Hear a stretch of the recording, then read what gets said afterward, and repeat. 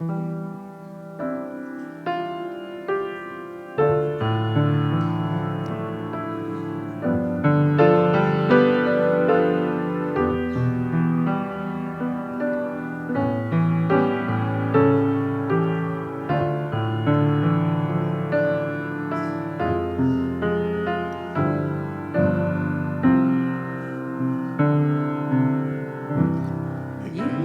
모습 그대로, 있는 모습 그대로, 있는 모습 그대로 오세요. 하나님은 당신이 있는 모습 그대로, 있는 모습 그대로 오시길 원하십니다. 우리 다시 한번 고백하십시다. 있는 모습 그대로, 있는 모습 그대로, 있는 모습 그대로, 있는 모습 그대로 오세요. 하나님은 당신이 있는 모습 그대로, 있는 모습 그대로 오시길 원하십니다.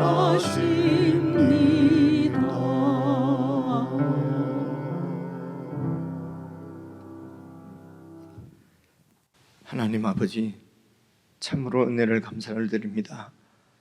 저희들 부족하고 연약한 모습 이대로 주님께서 부르시고 받아주시고 예수 그리스도의 구속 안에서 저희들을 예수님답게 매일매일 새롭게 변화시켜 가시며 또 성숙하게 하시는 은혜를 감사를 드립니다.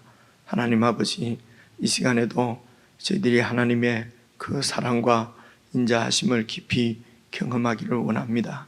우리의 온 마음을 주님 앞에 드리고 오직 주님께만 우리의 시선을 고정하고 잘 예배를 드릴 수 있도록 성령 하나님 저희들을 인도해 주옵소서. 예수님 이름으로 기원드리옵나이다. 아멘.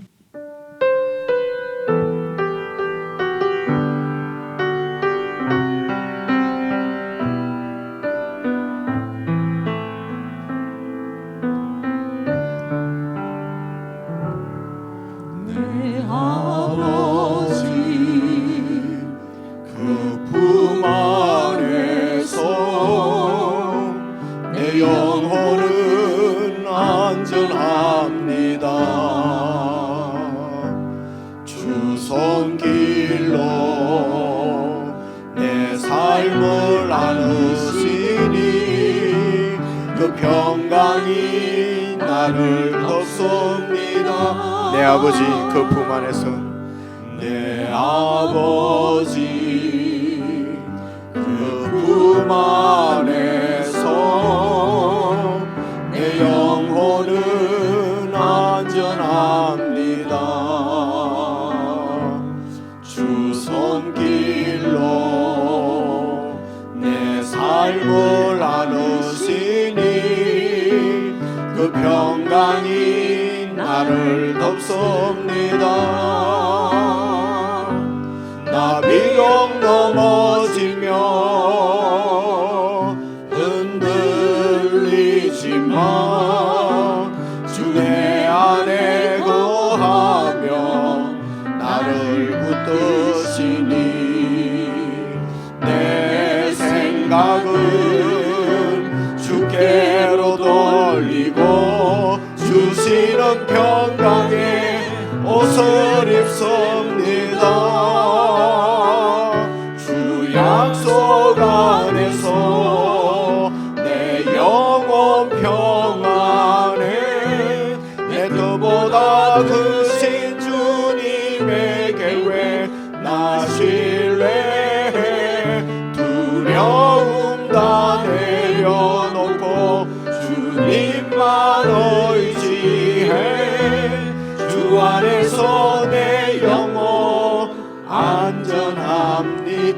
아버지 그 품 안에서 내 아버지 그 품 안에서 내 영혼은 안전합니다. 아멘. 주 손길로 내 삶을 안으시니 그 평강이 나를 덮습니다. 나 비록 넘어지며 나 비록 넘어지며 흔들리지만 주 내 안에 거하며 나를 붙드시니 내 생각을 주께로 돌리고 주시는 평강의 옷을 입습니다. 주 약속 안에서 내 영혼 평안에 내 뜻보다 크신 주님의 계획 나 신뢰해 두려움 다 내려놓고 주님만 의지해 주 안에서 내 영혼 안전합니다. 나 비록 넘어지며 나 비록 넘어지며 흔들리지만 주 내 안에 거하며 나를 붙드시니 내 생각을 주께로 돌리고 주시는 평강의 옷을 입습니다. 주 약속 안에서 내 영혼 평안에 내 뜻보다 크신 주님의 계획 나 신뢰해 두려움 다 내려놓고 주님만 의지해 주 안에서 내 영혼 안전합니다. 주 안에서 내 영혼 주 안에서 내 영혼 안전합니다.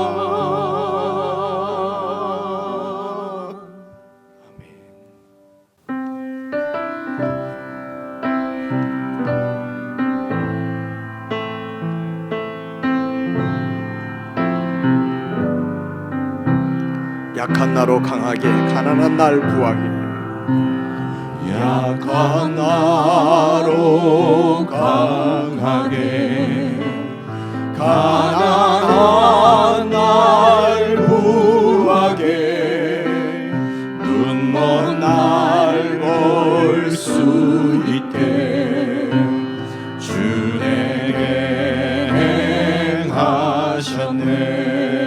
약한 나로 강하게 약한 나로 강하게 가난한 날 구하게 눈먼 날 볼 수 있게 주 내게 행하셨네. 아멘. 호산나 호산나 죽임당한 어린 양 호산나 호산나 죽임당한 어린 양 호산나 호산나 예수 다시 사시 호산나 호산나 호산나 호산나 죽임당한 어린 양 호산나 호산나 예수 다시 사셨네.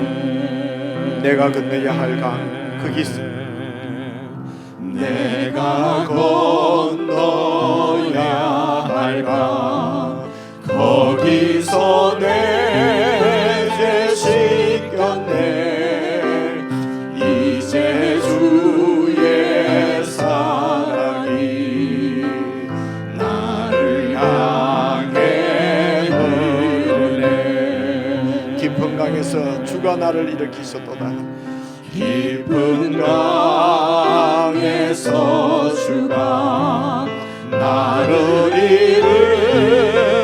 일으키셨도다 구원의 노래 부르리 예수 자유 주셨네 호산나 호산나 죽임당하느니냐 호산나 호산나 죽임 당한 어린 양 호산나 호산나 예수 다시 호산나 호산나 호산나 호산나 죽임 당한 어린 양 호산나 호산나 예수 다시 사셨네 호산나 호산나 호산나 호산나 죽임 당한 어린 양 호산나 호산나 예수 다시 사셨네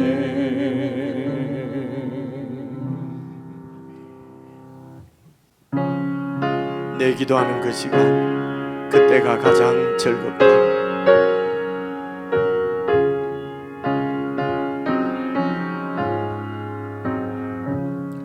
내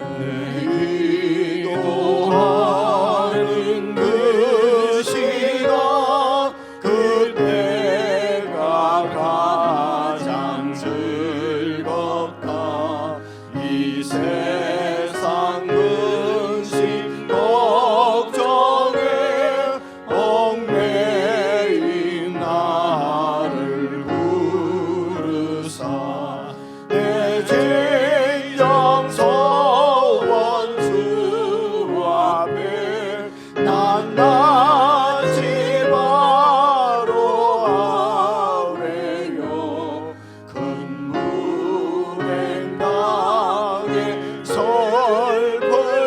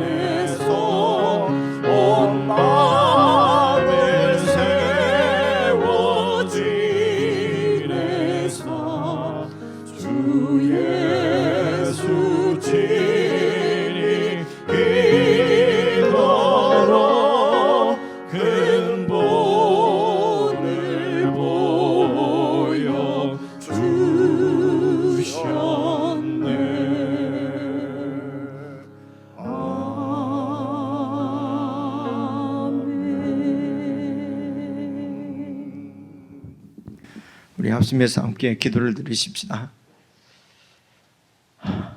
참으로 우리의 영적인 눈이 멀어 하나님 아버지를 전혀 알지도 찾지도 않고 이 세상, 광야 같은 세상을 끝없이 방황하면서 그렇게 지내던 우리들을 하나님 아버지께서 찾아오셔서 그리스도 안에서 구속하시고 우리를 자녀로 불러주셨습니다. 우리가 함께 고백한 것처럼 아버지 품 안에 있을 때 우리가 가장 안전하고 내 영혼의 참심과 안식을 누림을 우리들은 알고 고백을 찬양으로 드렸습니다. 기도하실 때도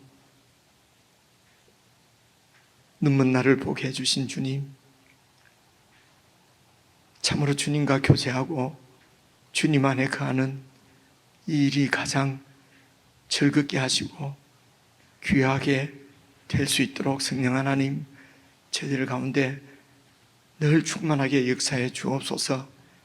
참으로 주님과 교제하며 주님의 뜻을 깨닫고 그 뜻에 우리의 마음이 내 뜻이 굴복되고 그리하여 참으로 주님의 나라를 간절히 구하고 주님의 나라를 추구하는 마음으로 내 일상의 모든 삶들이 잘 조정되어져서 내 살아가는 모든 삶이 그 나라를 구하고 주님과 친밀하게 교제하며 주님과 동행하는 그런 참 귀한 삶이 될 수 있도록 늘 저희들의 눈을 열어주시고 말씀을 늘 묵상하게 하시고 기도를 쉬지 않을 수 있도록 저희들 가운데 성령 하나님 교통해 주시고 충만히 역사해 주옵소서.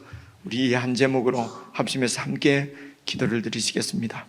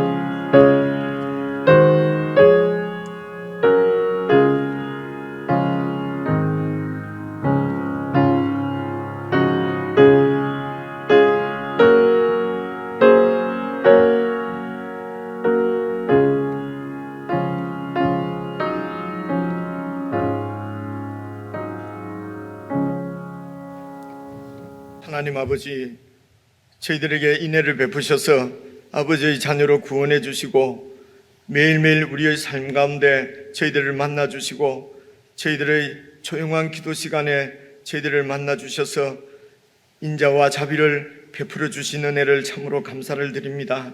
하나님 아버지, 저희들이 참으로 주님 안에 늘 거하며 주님께서 우리에게 주시기를 원하는 참 평안과 안식 가운데 살아갈 수 있도록 저희들에게 믿음을 더해 주시기를 간절히 기도합니다. 사랑하는 주님, 주님과 함께 동행하며 주님의 임재 가운데 거하는 이 시간을 저희들이 가장 즐거워하게 하시고 귀하게 하셔서 주님과 동행하며 주님과 교제하는 이 아름다운 삶을 놓치지 않을 수 있도록 성령 하나님께서 사랑하는 주의 백성들을 늘 붙들어 주시고 인도해 주시기를 간절히 기도합니다. 하나님 아버지, 우리가 이 세상을 살면서 때로는 우리의 마음 가운데 두려움과 염려와 근심이 몰려올 때가 참 많이 있습니다. 하나님, 이럴 때 더 주님을 바라보게 하시고 더 주 안에 깊이 거할 수 있도록 성도들을 붙들어 주시옵소서. 그리하여 염려하는 시간에 기도하게 하시고 두려워하는 시간에 찬양할 수 있도록 성령 하나님, 성도들의 마음을 꼭 붙들어 주셔서 우리가 믿고 신앙하는 대로 우리의 삶에서 순종하며 살아갈 수 있도록 은혜를 더하여 주시고, 오늘도 말씀 전하는 주의 종을 붙들어 주셔서 말씀을 통하여서 우리의 이러한 믿음들이 더욱 실제적으로 구체적으로 굳건하게 세워질 수 있도록 성령 하나님, 저희들 가운데 역사해 주시기를 간절히 원하옵고 우리 주 예수 그리스도의 이름으로 기도드리옵나이다. 아멘.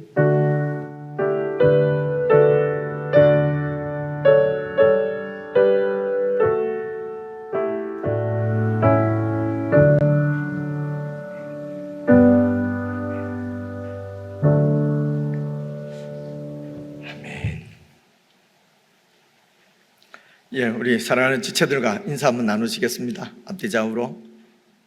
사랑합니다. 사랑합니다. 사랑합니다. 사랑합니다. 예. 그 명절 끝났는데 아직도 명절인 분들이 많이 계신 모양이에요, 그죠? 오늘 예배 마치고 여러분 미리 말씀드린 대로 군사임명 대상자는 그 자리에 바로 앉아 계시면은 한 30분 정도 그렇게 저하고 얘기를 나눌 수 있겠습니다. 군사임명 대상자는 예배 후에 꼭 이렇게 그 자리에 남아 계셔 주시기 바랍니다. 그리고 오늘 말씀 전하실 분은 우리 김정훈 찬양사님인데요. 사실 우리 사랑하는 이 김정훈 형제님은 그 부산의 칼빈 신학교하고 신학원을 사실은 마친 분입니다. 신학훈련을 마친 분인데 계속해서 이렇게 찬양사로 저희 교회에서는 섬기고 있었습니다. 이번에 그 본교회 사역자로 이렇게 섬길 수 있도록 이렇게 지금 성결대학교, 저희 교단이 소속한 교단이 예수교 대한 예수교 성결교회거든요. 보통 여러분 장로교 이러지 않습니까? 뭐 침례교. 그런데 저희 성결교회는 대한 예수교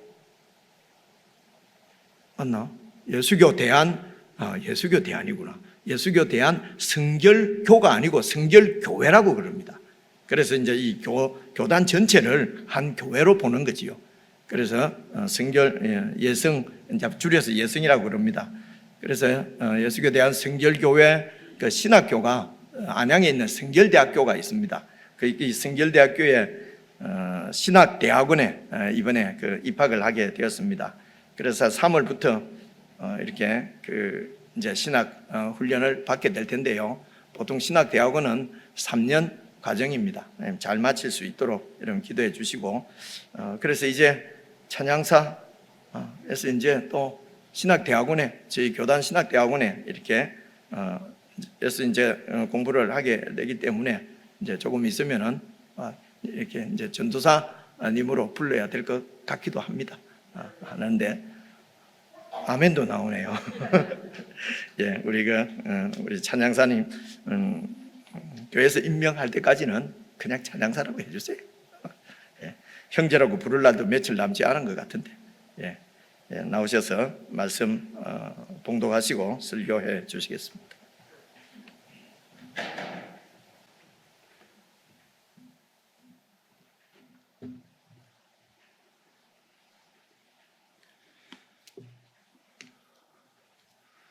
네, 오늘 우리 함께 살펴볼 성경 말씀은 예레미야애가 3장 22절과 23절 두 절 말씀입니다. 길지 않은데요. 다 함께 찾으셔서 함께 읽도록 하겠습니다. 예레미야애가 3장 22절과 23절 두 절 말씀입니다. 다 찾으셨으면 우리 함께 한 목소리로 봉독하겠습니다. 시작. 여호와의 인자와 긍휼이 무궁하심으로 우리가 진멸되지 아니함이니이다. 이것들이 아침마다 새로우니 주의 성실하심이 크시도소이다. 아멘. 지금 우리가 보고 있는 성경은 개역 개정판입니다. 이렇게 중요한 건 아닌데요. 좀 더 많은 사람들이 혼동되지 않고 잘 이해할 수 있도록 성경 연구하시는 분들이 이렇게 좀 번역들을 가끔 하세요. 이 앞에 했던 버전은 개역 한글이라고 해서 우리 교회에서도 불과 수년 전까지 썼던 그런 판이죠. 개역 한글 버전에는 이렇게 적혀 있습니다. 옛 성경 갖고 계신 분들은 찾아보셔도 되고, 여호와의 자비와 긍휼이 무궁하심으로 우리가 진멸되지 아니함이니이다. 이것이 아침마다 새로우니 주의 성실이 크도소이다. 뭔가 다른 게 좀 느껴지십니까? 크게 달라진 것은 없습니다. 제일 시작되는 부분에 개역 개정, 우리가 지금 갖고 있는 성경에는 여호와의 인자와 긍휼이라고 번역이 되어 있고, 요 앞 버전에서는, 개역 한글판에서는 여호와의 자비와 긍휼이라고 번역이 되어 있습니다. 자, 그러면 인자와 자비가 어떻게 다르길래 이렇게 다른 번역을 했을까요? 히브리어 원 성경에는 우리 목사님이 자주 말씀하시죠. 그리고 여러분들도 잘 아시는 히브리어입니다. 헤세드. 예. 주로 사랑이라고도 번역이 되기도 하고, 인자, 자비, 자애, 그리고 친절, 이런 의미로 사용되는 단어인데, 그때마다 좀 다른 의미이기 때문에 이렇게 다른 한국말로는 번역을 한 것이겠죠. 근데 개인적으로 그 인자라는 말이 조금 혼동이 될 때가 있어요. 인자가 또 다른 뜻도 있죠. 무슨 뜻 알고 계세요? 예수님을 인자라고도 하고, 또 그냥 사람의 아들 해서 이런 얘기도 있습니다. 그리고 지금 여기서는 인자하다라는 의미의 상황을 얘기하면, 성격을 얘기하는 데인데, 자비라는 단어가 훨씬 더 개인적으로는 잘 외워져요. 이 구절을, 두 구절을 정말로 기쁜 마음으로 외우고 다녔던 그런 시절이 있었습니다. 그 얘기는 잠시 뒤에 말씀을 드릴 거고요. 전체적으로 예레미야 애가의 개략적인 내용은 이렇습니다. 예루살렘이 아주 참담하게 파괴가 되죠.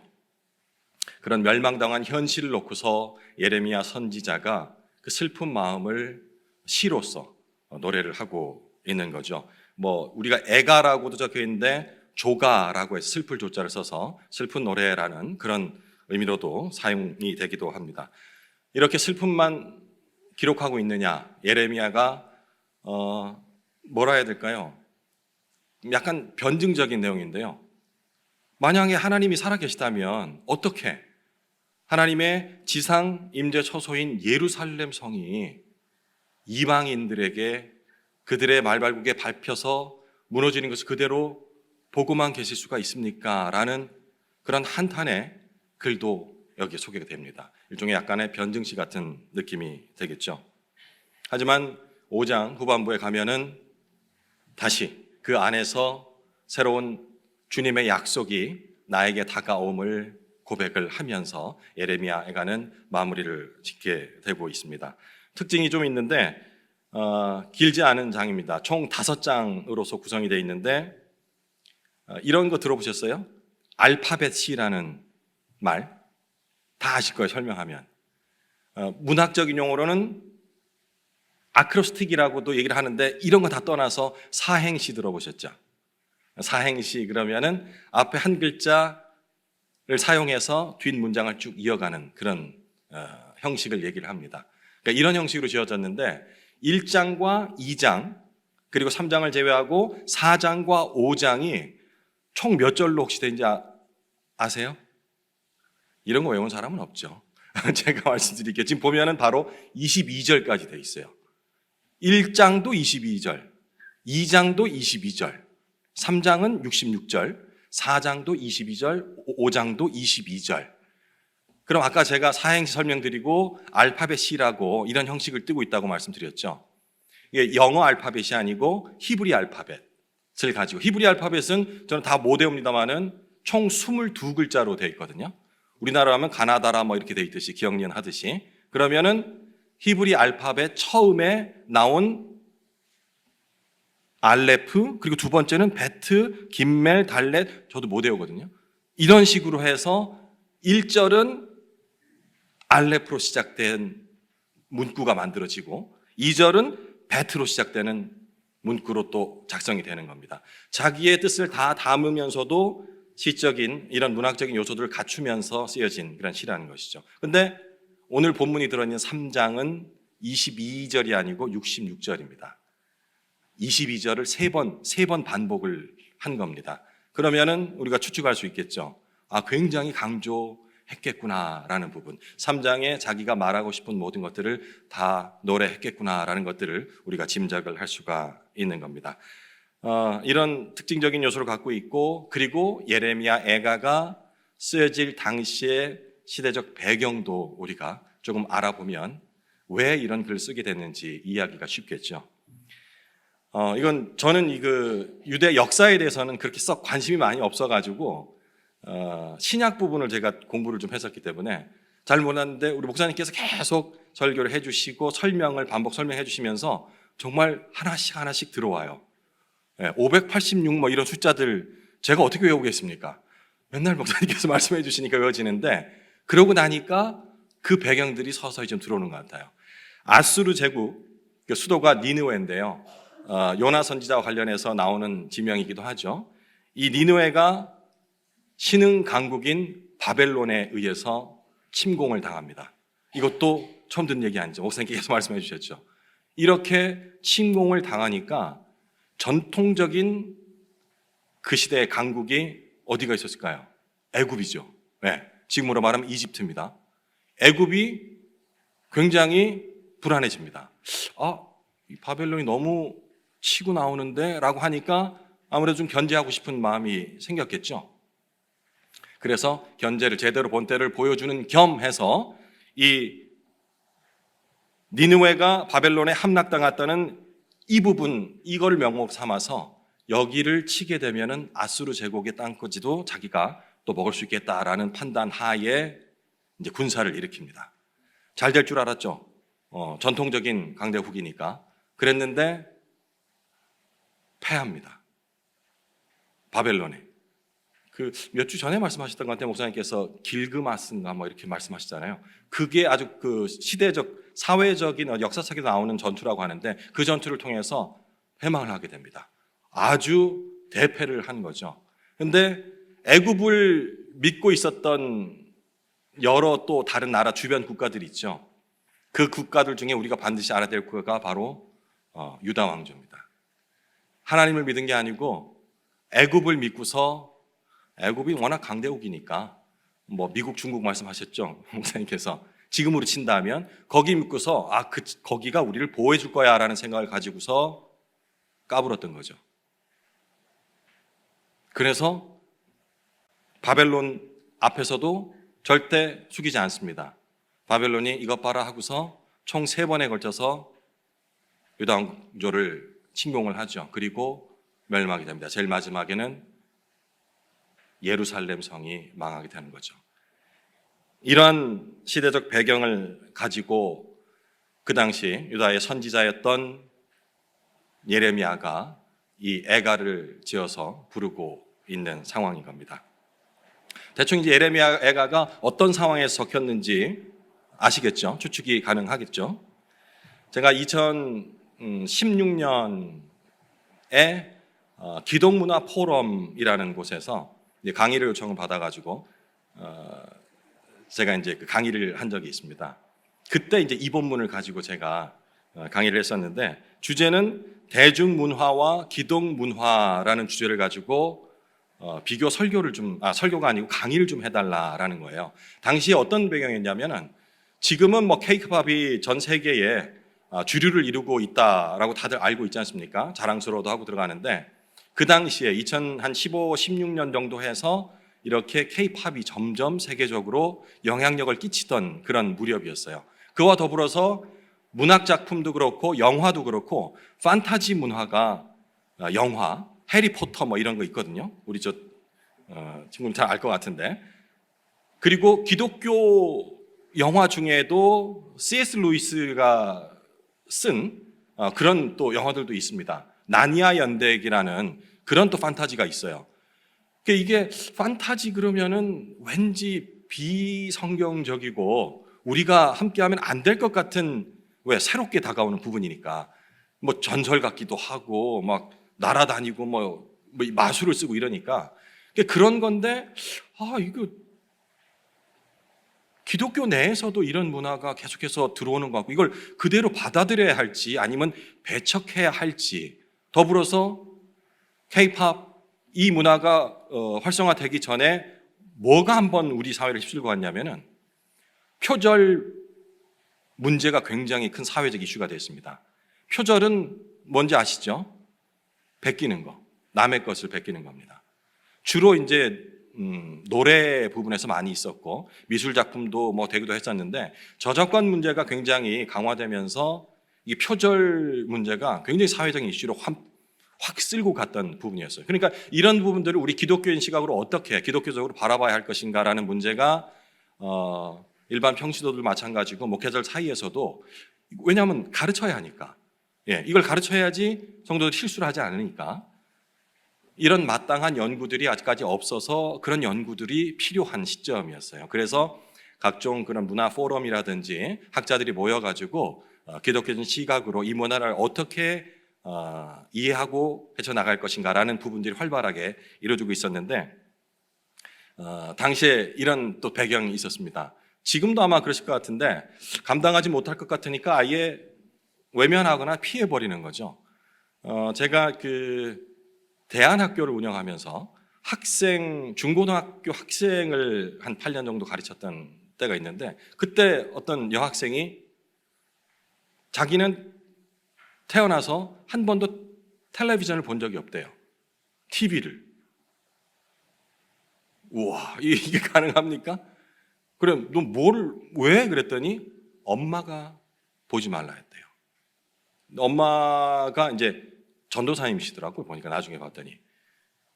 이 세상의 문화 자체가 단 1도 우리에게 유익 줄 것이 없기 때문에 전혀 도움이 되지 않으니 보지 말라 했던 거죠. 근데 아이가 또 잘 순종했어요. 보통 고등학교 정도 되면 반항할 만도 한데 오히려 한술 더 떠서 저희 학교에서는 영화 수업이 있었거든요. 영화를 보면서 우리가 문화적인 시각을 좀 키우고 하는 그런 수업이 있었는데, 디즈니 영화는 이단 영화이기 때문에 보면 안 된다고 저한테 아주 강하게 얘기를 하더라고요. 그래서 왜 그랬더니 동물을 의인화시켜가지고 사람인 것처럼 해서 영화를 만들기 때문에 이거는 아주 비성경적인 내용이다 라고 저한테 이제 얘기를 하더라고요.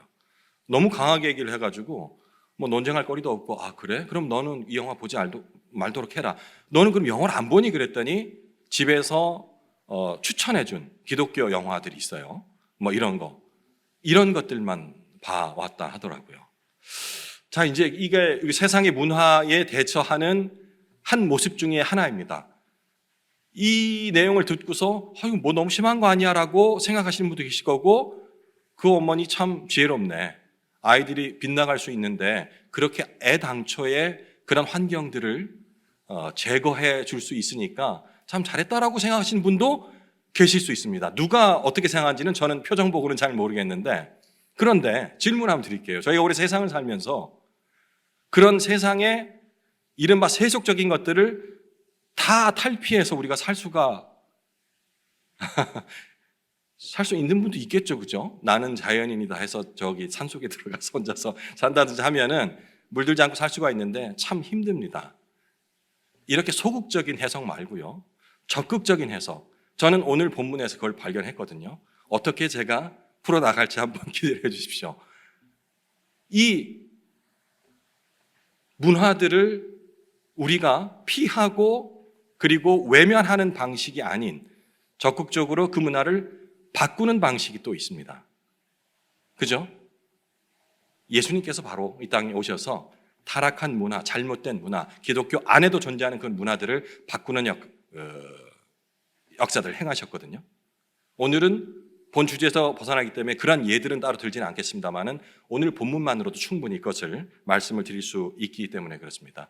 예레미야를 눈물의 선지자라고 얘기를 합니다.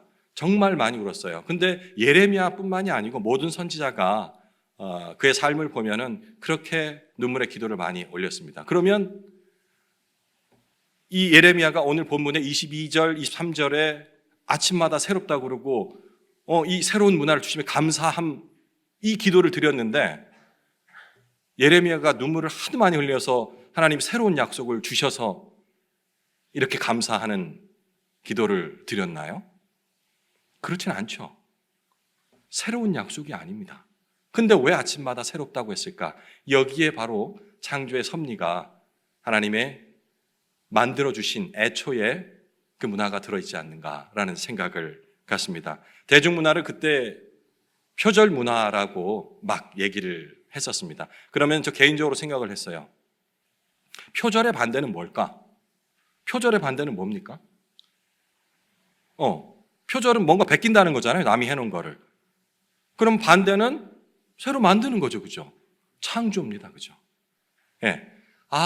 기독 문화는 바로 이런 창조 문화가 돼야 한다라는 생각을 가지고서 어떤 말씀들이 이와 부합될까라고 찾던 중에 제가 예레미야 애가의 22절과 23절 말씀을 찾은 거였어요. 너무나 기뻤습니다. 근데 지금 고백드리건대 그때는 이 예레미야 애가에 쓰여진 시대적 배경이나 이런 부분들에 대해서 깊이가 저는 없었습니다. 그냥 22절과 23절을 딱 그 구절만 가지고서 해석을 했었음을 지금에 와서 제가 알게 된 것이죠. 근데 오히려 더 튼튼해질 수 있는 기회가 된 것이 바로 예레미야 애가가 어떤 배경이 쓰여지는가 알고 났더니 이 해석이 틀린 것이 아니었구나라는 생각이 들더라고요. 예레미야는 예루살렘에 왕한 참담한 현실 속에서 문득 이런 사실을 깨달은 겁니다. 아직 유다 민족이 다 죽지 않았다. 비록 포로가 되어 있을지언정 죽지 않았다. 그리고 나도 죽지 않았다. 눈물의 선지자니까 매일 밤 눈물로 기도하다가 지쳐서 쓰러져 잠들었겠죠. 혹시 속상한 일로 밤새 울다가 나도 모르게 이렇게 지쳐서 쓰러져서 잠들어 본 경험이 있으신지 모르겠습니다. 제가 한번 해보려고 했는데요. 쉽지 않더라고요. 밤새 우는 게 그렇게 쉽지가 않습니다. 우리 여성분들은 가능할지 모르겠어요. 감성이 풍부해서. 근데 냉정하게 스스로의 질문해 보십시오. 그렇게 밤 한숨 안 자고 울어본 경험 내가 일평생 살면서 몇 번이나 있는지. 정말 힘듭니다. 그거는요, 슬픔은 절대로 24시간 지속될 수가 없습니다. 힘들면은 그 감정이 또 없어지거든요. 그러면 밤새 잠 안 자고 운다는 것은 집념이 있어야 됩니다. 절대로 자지 않아야겠다. 일전에 여담이더만은 우리 목사님께서 뭔가 어떤 사실을 잊지 않기 위해 가지고 메모를 딱 해놓으신 걸 보면서 그렇게 하지 않으면은 우리는 시간이 지나면 잊어버려요. 아무리 분하고 슬프고 혹은 기쁘고 이런 것들도 하루 이상을 지속하기가 힘든 겁니다. 예레미야가는 아마도 그러한 상황을 잊지 않기 위해서 그런 건 성경에 없습니다. 제가 추측을 해보는 겁니다. 왜냐하면 잘 이해하기 위해서는 내가 그 시대로 들어가 보고 그 사람이 되어 봐야지 우리가 예수님이라면 어떻게 했을까라는 상황을 가정을 해야지 우리 행동들이 나오듯이. 그래서 생각을 해봤더니 정말로 내가 이러다가 그냥 잠들어 버리면 안 되니까 밤새 하나님께 매달려 봐야겠다라는 그런 간절함으로 아마 기도를 하지 않았을까, 울면서. 그래도 육신이 약한 거로 지쳐서 잠이 듭니다. 그러다가 아침에 깼는데 문득 깨달은 거예요. 내가 아직 살아있네. 하나님께서 모든 걸 다 허물신다 했으기에는 분명히 우리가 징벌을 받아 죽어야 하는데 나도 그렇고 유다 민족도 아직 다 죽질 않았어 라는 사실을 문득 깨닫고서 22절과 23절 이 고백을 한 것입니다. 여호와의 자비와 긍휼이 무궁하심으로 우리가 진멸되지 아니함이니라. 이것이 아침마다 새로우니 주의 성실이 크도소이다. 이게 이런 고백이 나올 수 있으려면은 정말 밑바닥을 가야 되지 않겠습니까? 우리가 뭐 감사할래도 감사할 거리가 있어야지 이런 얘기 자주 해요. 부부 사이 하지 않습니까? 아유, 이렇게 우리가 저녁 이렇게 먹을 수 있는 것도 아이고 돼지고기 뭐 맨날 돼지고기 먹고 뭐라고 하든지 감사할 거리가 있어야 감사를 하지 라는 푸념들을 많이 하는데, 진정한 감사는 밑바닥에 처해진 순간 깨닫게 되는 것이라는 것을 예레미야 선지자가 보여주는 겁니다. 그리고 고백을 하는 겁니다. 그리고 오늘 우리가 이 자리에서 예레미야 선지자의 마음을 함께 이신전심으로 알면서 감사의 고백을 할 수가 있는 거죠. 마음이 가난해질 때, 그때 아침에 잠에서 깨어나면서 비로소 내가 아직도 살아있네 라는 겸허한 그런 정직한 감사를 했고, 그리고 희망을 찾는 거죠. 우리가 참 신앙인이 되려면은 회개가 먼저 우선이 된다고 그래요. 그죠? 회개가 뭐죠? 나의 잘못을 시인하는 것, 맞죠? 모르고 있던 것들을 알게 됨을, 이런 것들이 회개입니다. 근데 거기까지 회개는 누구나 할 수 있어요. 근데 하나님 안에서 우리가 진정으로 해야 되는 회개는 반드시 감사로 이어집니다. 내가 알고 지은 죄 혹은 모르고 지은 죄를 말씀을 통해서 낱낱이 알게 돼요. 나는 이거 정말 좋은 마음으로, 형제를 위하는 마음으로 했던 말이라고 생각을 했는데 말씀을 읽다 보니까 그게 아니었어요. 내가 자존심 상해가지고 저 사람을 깔아 뭉개려고 성경 말씀으로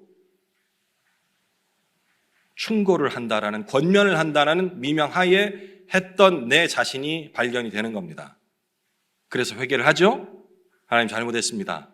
이 정도만 해도 칭찬을 받아야 돼요. 근데 진정한 회개는, 성령께서 우리에게 주시는 회개는 그걸로 인해서 기쁨이 일어나는 겁니다. 참담해지고 나는 글러먹었어. 맨날 남 욕이나 하고 남편 욕이나 하고 마누라 욕이나 하고 자식이 아이고 참 옆집 애는 참 뭘 잘하던데, 이렇게 떠드는 나는 가망성이 없어. 부끄러워. 이런 마음들이 계속 들거든요. 이 마음은 사탄이 주는 마음이에요. 너는 안 돼. 너는 안 돼. 네가 예수 믿으면 세상에 예수 안 믿을 사람이 없겠다. 나도 예수 믿어. 교회 열심히 가. 내가 교회 가지 말래? 가라고. 근데 너는 안 돼. 네가 교회 가면 교회 사람 다 버려. 이런 자괴감들, 이런 회개가 아니고요. 그것을 알므로써 내가 다시 새로워질 수 있다라는, 아침마다 새로운 예레미야가 고백했던 이 고백들이 나오면서 진정한 회개가 이어진다는 겁니다. 진짜 회개는 뭘로 끝이 난다고요? 감사함. 네. 내 죄를 자복하고 하나님의 말씀 낱낱이 고하고 부끄러움 없이, 그리고 다시는 하지 않겠노라 다짐 끝에 이 고백을 하게 하신 하나님을 찬양합니다 라면서 진정한 회개는 감사로 이어지게 되어 있는 겁니다. 저는 예레미야가 오늘 기록한 이 내용이, 이 감사가 그런 배경으로서 만들어진 것이 아닌가 싶습니다. 참 많이 예레미야서를 읽어도 마찬가지고 얼마나 많은 회개를 합니까? 선지자로서 고백도 하고 그러면 안 됩니다. 자기 동포들에게, 민족들에게 그런 얘기도 하면서 자기 역할을 제대로 못한 것에 대한 그런 자책감도 많이 가졌지만 결국은 이런 고백을 하는 겁니다. 감사의 고백을 하는 거죠. 그죠? 아침마다 새롭다고. 뭐가 새롭겠어요? 밤새 울다가 나라도 없어지고 먹기나 제대로 하겠어요? 손가락질 당하고 이런 상황인데 새롭대요. 자고 일어났더니 새롭대요. 하나님께서 새로운 약속을 주신 게 아니고 늘 변함이 없는 그 약속이 아직까지도 성실하신 주님께서 이어가고 있다는 사실들을 깨닫게 된 거죠. 그래서 감사하다는 고백을 하는 겁니다. 우리 찬양합시다 뭐 이런 얘기 많이 하지 않습니까? 찬양이 뭐죠? 대부분 찬양하면 노래하는 거를 생각을 해요. 근데 찬양의 의미는, 본디 의미는 인간이, 사람이 하나님을 높여드리는 행위 자체를 다 찬양이라고 얘기를 해요.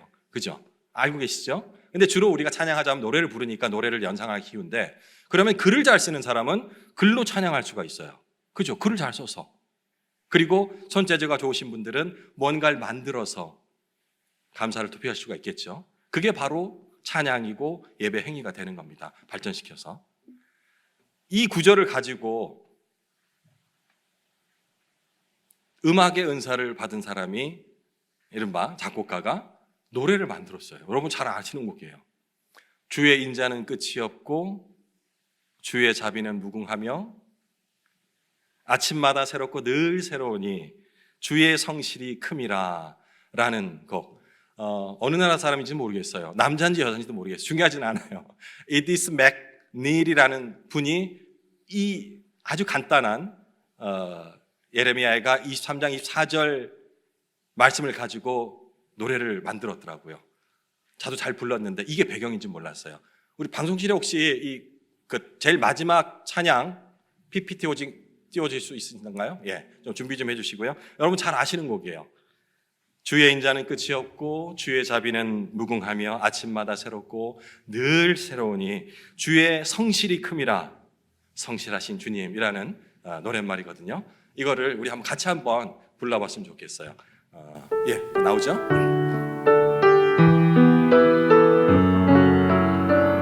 내가 예레미야가 돼서 이 아침에 주의 인자는 끝이 없고 그의 자비는 무궁하며 아침마다 새롭고 늘 새로우니 주의 성실이 큼이라.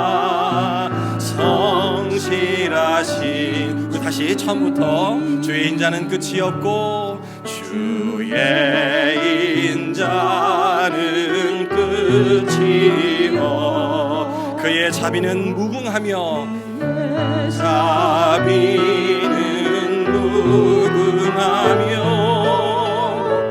아침마다 새롭고 늘 새로우니 주의 성실이 큼이라. 성실하신 주님.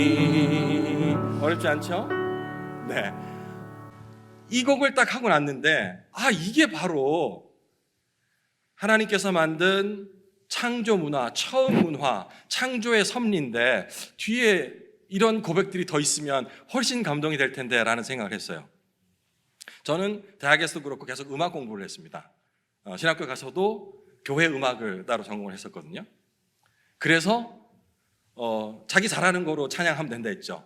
저는 음악을 만들 수 있으니까 뒤에 간단한 멜로디 더 붙여봤어요. 이와 같은 창조의 섭리 우리 마음속에 거하면 세상을 사랑하신 주님의 그 뜻을 알게 되리라. 아주 간단한 메시지지만 이 앞선 예레미야의 메시지와 그리고 제가 받은 이 말씀을 합쳐서 노래를 만들어 왔거든요. 잠깐 배워볼까요? 이와 같은 창조의 섭리, 악보는 떠 있죠? 제가 한번 같이 부를 테니까 따라서 한번 불러봅시다. 시작.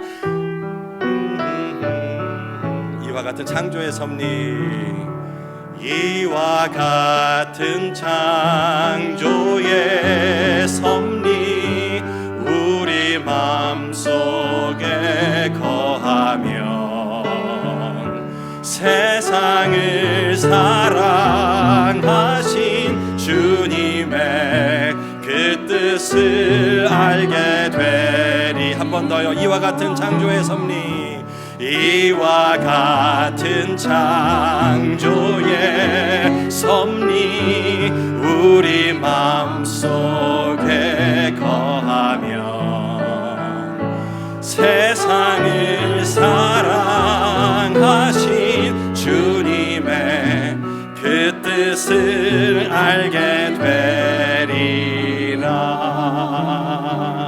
아멘. 우리의 고백이 되기를 원합니다. 이런 깨달음을 얻고 나면은 그 마태복음의 이런 말씀이 있죠. 심령이 가난한 자는 복이 있나니 천국이 저희 것이며 라는 고백이 나옵니다. 이런 깨달음을 얻고 나면 마음이 가난하다는 말은 이 마음속에 있는 그 잡다한 모든 번잡한 생각들을 다 내려버리는 것이죠. 그죠? 우리 눈썰 믿으신 분들은 예배당 입구 들어오실 때, 그리고 또 예배당 편말이 붙어 있는 쪽에 마음이 가난한 자들의 모임 뭐 이렇게 적혀 있는 걸 봤어요. 우리 공동체가 정말 꿈꾸는 것이 그런 번잡한 마음들, 세상의 모든 염려들, 세상의 그런 문화들, 내가 밟아야지 일어날 수 있는, 그리고 잘된 것은 따라해야지 내가 같이 유익을 얻을 수 있는 그런 문화가 아닌 이런 창조의 문화, 이 창조의 문화는 밑바닥에 모두 내려가서 내가 더 이상 내 것을 주장할 수 없을 때, 마음이 가난해졌을 때 비로소 알 수가 있는 것이죠. 태풍의 눈이라는 얘기가 있습니다. 태풍은 무시무시하잖아요. 한번 불면 모든 걸 초토화시키는데, 그런데 아이러니하게도 태풍의 눈, 태풍의 한가운데는 바람 한 점 없이 고요하고 맑은 하늘이, 개인 하늘이 보인다고 합니다. 저는 태풍의 눈에 들어가 보지 않아서 모르겠는데 실제로 그렇다고 하네요. 그러면 우리가 태풍 주위에 머물면서 그 어려운 환경들, 초토화시키는 환경들로 인해서 번잡한 마음들, 염려들, 이것들을 계속 가지고 가면서 마음의 가난한 상태를 못 만들 것인가, 아니면 담대하게 말씀 안에서 태풍의 눈으로 가운데로 들어가서 그 고요함, 그 가운데 평안함들을 누릴 수 있을 것인가라는 선택이 우리의 자율 의지로 가능하다는 얘기가 되겠죠. 물론 쉽지가 않을 겁니다. 그렇죠. 예레미야가 얼마나 힘든 시절을 겪고 마지막에 가서야 이런 고백을 했겠어요.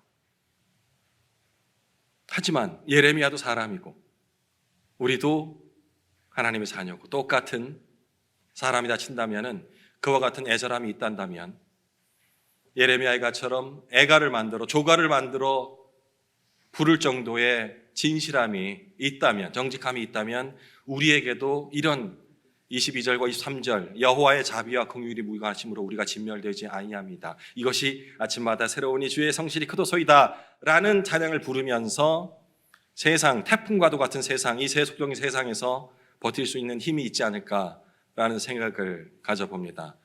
우리 공동체를 향한, 우리 공동체만을 향한 특별한 계획하심이 있다라고 생각하지는 않습니다. 모든 교회, 예수 이름으로 모이고 하나님을 예배하는 이런 공동체는 동일한 은혜가 내려지리라 생각합니다. 특별한 선민의식을 가질 필요도 없습니다. 다른 공동체를 뭐라 할 것도 없습니다. 본이 된다면 수천 년 전에 이 사실들만 가지고도 우리가 이렇게 감동을 받듯이 우리가 살아내는 삶을 통하여서 우리 주위의 변화들이 일어나는 것이죠. 특별한 것들이 아니고요, 그죠? 인원이 중요한 게 아닙니다. 예배당 사이즈가 중요한 게 아닙니다. 얼마나 많은 감동적인 프로그램이 있느냐가 중요한 것이 아닙니다. 이 말씀들을 우리가 어떻게 공유할 수 있느냐, 실천하느냐만이 우리에게 남겨진 고백이 되겠죠. 오늘 이 예레미야가 3장 22절과 23절 말씀을 통하여서 우리가 누려야 할 문화들은 배척하고 거리를 두는 것이 아닌, 그야말로 창조의 문화를 우리가 다시 한번 가지고 그들을 인도할 수 있는, 끌어낼 수 있는 우리 공동체가 됐으면 하는 그런 마음을 갖습니다. 자, 우리 아까 불렀던 곡 있죠? 이 찬양을 다 함께 우리 고백으로서, 이번에는 이디스 맥니리슨 앞부분 가사와 제가 쓴 뒷부분 가사를 한 가사로 해서 올려드리면서 우리의 다짐들을 하나님께 올려드렸으면 합니다. 주의 인자는 끝이 없고 그의 자비는 무궁하며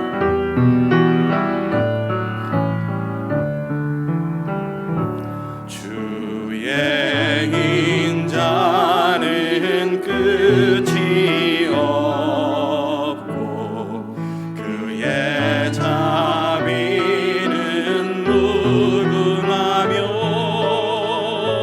아침마다 새롭고 늘 새로우니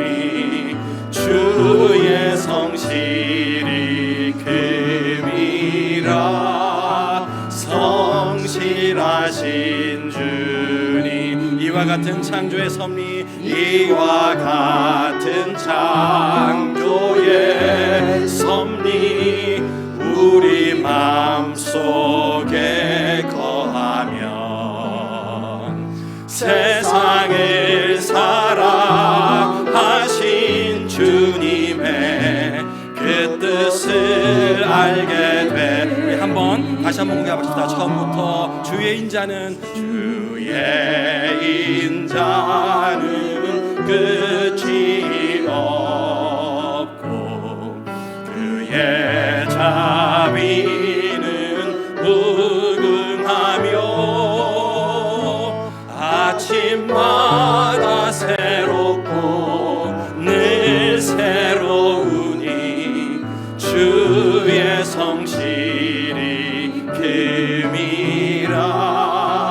성실하신 주 이와 같은 창조의 섭리, 이와 같은 창조의 섭리 우리 마음속에 거하며 세상을 사랑하신 주님의 세상을 사랑하신 주님의 그 뜻을 알게 되리라.